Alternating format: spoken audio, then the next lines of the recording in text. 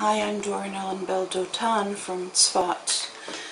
I've been wanting to make this video for a few weeks, and I haven't been able to sit down and do it because of late Israel has become so dark that in order to be able to accomplish the simplest objective here, one has to kind of hack away at an ever-growing morass of dark forest.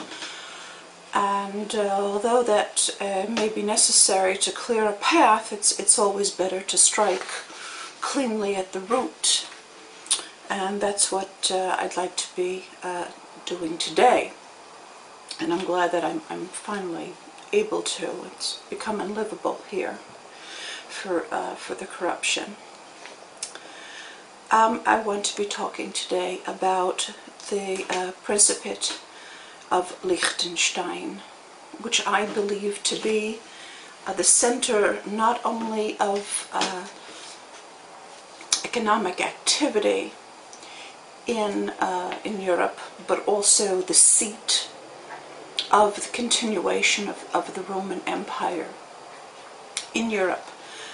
Most people think that that is centered in London, and I'm going to be discussing herein why I don't think that that's the case. I think that they certainly would like us to think so. And look over there, you know, look at the crown, the city. But I don't think that that's where the real seat of power is. And I would like to support my conjectures herein.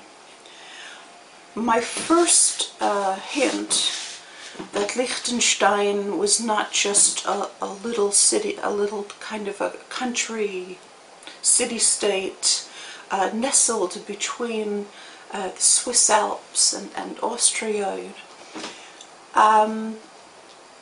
was the fact that although it's so tiny, it has the largest per capita income in the world. And people talk a lot about Swiss banking, again, taking the people's attention, the public's attention away from Liechtenstein as much as possible. I think that if there is a banking capital of Switzerland, it is Liechtenstein. And we should think of Liechtenstein really kind of as the capital, the head and the heart of a Swiss banking activity, and we'll see that its power extends to a huge empire. My second hint that something was going on there is the fact that the person who's called Prince of Liechtenstein has the title His Serene Highness, is called a Fürst, which is normally translated into English as prince, but German has a word for prince, it's just prince. And in fact, the hereditary crown prince of Liechtenstein is called Erbprinz. So why is the head of Liechtenstein called Fürst? So I began to look into that, and I learned the following. First, from Old High German, Fürsto, meaning first. A translation of the Latin princeps is a German title of nobility, usually translated into English as prince. The term refers to the head of a principality and is distinguished from the son of a monarch, who is referred to as prince, P-R-I-N-Z. English uses the term prince for both concepts, and I think they like it that way.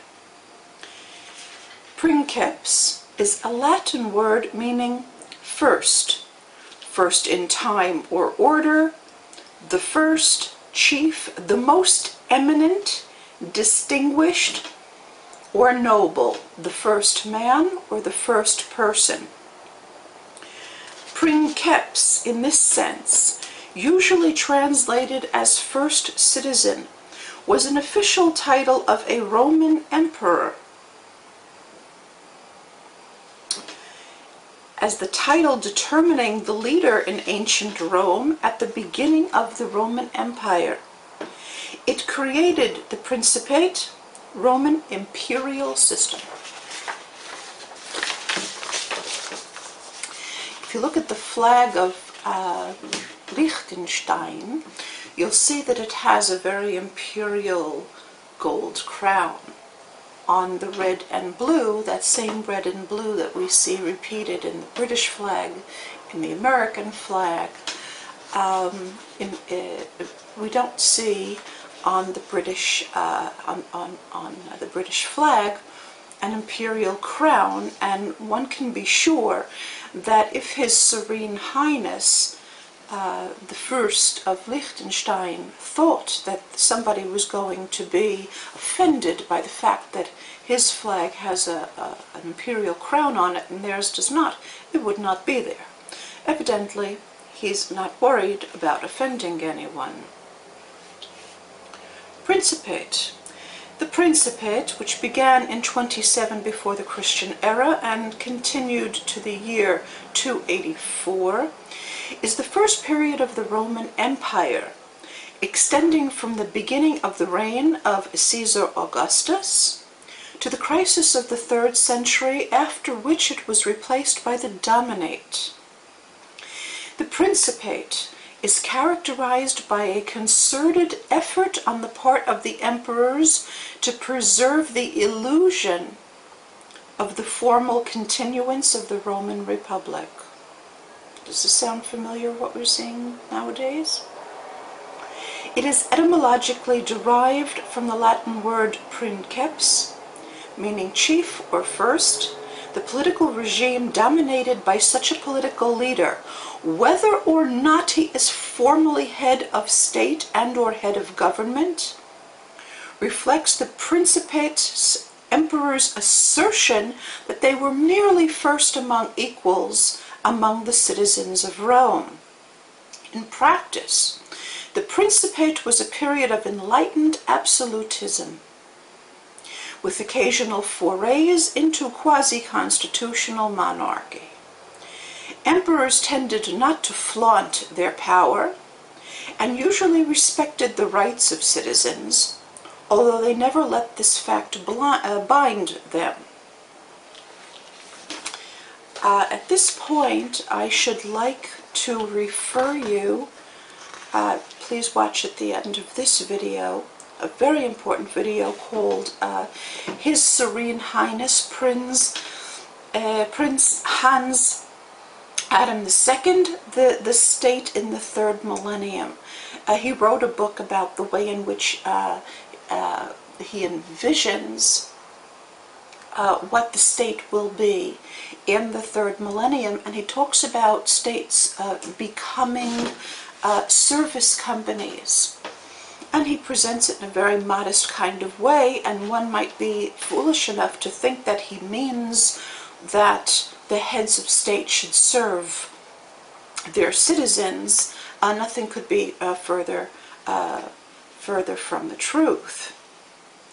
He's talking about a state in which the citizens have willingly become the servants of the state and have no problem with that. That's his idea of serenity. That is the first of Liechtenstein, Hans Adam II. Toward the beginning of the interview that he does with Uncommon Knowledge, which is a very, very important lecture, please watch it, he mentions the fact that the motto of the Crown Prince of Britain is Ich Dein. Ich Dein, which means I serve. First question that should come to mind is, why in the world does the Crown Prince of Britain have his motto in German? If it were in Latin, one might understand, again, it would still most certainly point in the direction of the Roman Empire, but one could fool themselves into thinking that it's a learned way of saying things. But this motto is in German. Ich dien means I serve. The question is, who does the Crown Prince of Britain serve, and why is it in German? And I contend that who they serve is the von zu Liechtenstein family, which has been ruling in Europe continuously for over 900 years. If anyone imagines that they're simply ruling over a little enclave there, you know, and nestled in the Alps of 36,000 people, I venture to say that their family is considerably larger than 36,000 people. And we're looking at someone who is serenely creating the aura of humility, so that his, you know, it would be barbaric to be a dominate. They prefer to be a principate, where they pretend to respect your rights as a human being, but they're not bound by that. I'm going to be providing a link to some very important videos that I would like you to see as background, and I think they'll support my contention that Liechtenstein is actually the continuation of the Roman Empire. The national anthem of Liechtenstein and Britain and the United States of America are the same tune, and I think that that's very telling too. There is a video called Princes of Liechtenstein. Again, I'm going to be providing a link to that. I'd like you to take a look at the various first paintings and then photos. Take a look at the second first of Liechtenstein. Notice the hand signal, and back in those days I don't think he was making a hand signal like that, because he was copying Helen Keller's I love you sign, or you know, he was cheering his favorite football team.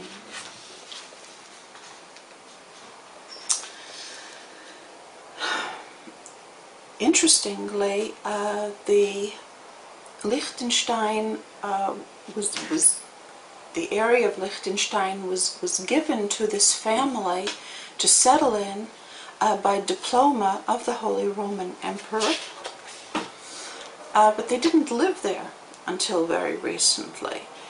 So they were in control of so large a land holding. They didn't need to sit where their country is. That humble little man is far more powerful than he would have us believe. And there's another site, an important site I would refer you to. It's called Swiss Billionaires. He's listed His Serene Highness Prince Hans Adam II, or first Hans Adam II, is listed as the most wealthy person on that list. It's said that he has $6 billion, but then it says in parentheses, but he's probably much richer. Today, being a billionaire is certainly not being in the big economic league, and I'm sure that he's much richer.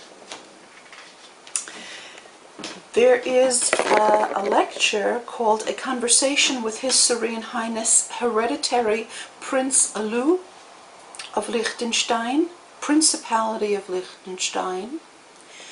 I would refer you to that as well. Something very interesting in that lecture. He's speaking in English, and he's not speaking in very good English. He makes simple mistakes. He mixes up hard and hardly, which leads me to believe that the official business language of Europe might not be English. It doesn't make sense that the hereditary prince, who has already taken over some of the powers of complete leadership, of becoming the first, although he's still the Arab prince, he's taken over some of the leadership role of the first. I guess he's being phased in. If his English is such that he mixes up hard and hardly, it would make sense to me that business negotiations and edicts and so forth are not negotiated in English in Europe, as they would like us to believe. I came across another important article. It's called Liechtenstein, Nazi Pressure, ?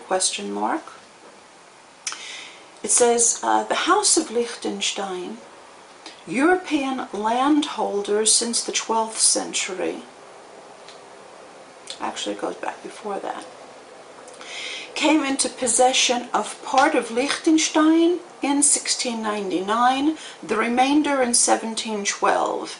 It was constituted a principality in 1719 by diploma of the Holy Roman Emperor Charles VI. Archdukes of the House of Habsburg often turned to the House of Liechtenstein for their brides. I have found on the net a site that shows some of the genealogy of the Liechtenstein family, and it's just immense. You know, it's not a family tree; it's a family forest. I think that is the dark forest. They're married into, of course, the Habsburgs, all of the black nobility of Europe. This has been going on for a long time. There's a group of historical researchers, they call themselves ZZZPTM. We're going through archives of the German High Command recently, and they came across the details of an operation Tyr, or Tyr, it's Tyr, which was supposed to be the invasion of Liechtenstein, which never happened, of course. It says, Anschluss added Austria to the Reich in 1938, but Liechtenstein was left untouched. They bombarded London pretty good. Why was Liechtenstein left untouched? Nazi agents provocateurs could not easily infiltrate it to subvert the plebiscite process and call for a union with Germany as they did with Austria. Why not? As a tiny mountain city-state, it was left untouched, as it was unlikely to create any difficulties for the Nazi regime. Neither was Poland. But yet it wasn't touched. Nevertheless, the divisions prepared to move out to conquer Liechtenstein, but they didn't. The reasons for this cancellation are still not entirely clear. Now listen to this. But documents so far point to a change in the stars and a modification of the prophecy told by Hitler's astrologer. That the plan was suddenly abandoned is very clear. Although it was highly likely Liechtenstein would have fallen to such a massive onslaught, there is no speculation whatsoever regarding potential Swiss involvement. I've learned living here in Sfat, which is the navel, the belly button of pseudo-Kabbalah in the world, that when they don't want ordinary people to understand things that happened as a result of realpolitik, they start talking in these like pseudo-mystical terms. there is no doubt in my mind that the reason why Liechtenstein was not invaded by the Nazis is not because the astrologer changed his mind or the stars didn't fall where they were supposed to. No. Evidently, there were a bunch of low-level politicians in the Nazi regime who were not aware of what Liechtenstein was, and they were planning on taking it over until somebody explains to them what we call Miefoha Dagmashtin, from where the fish urinates. And they climb down off that branch real quick. Of course, the CERN accelerator is located in that area.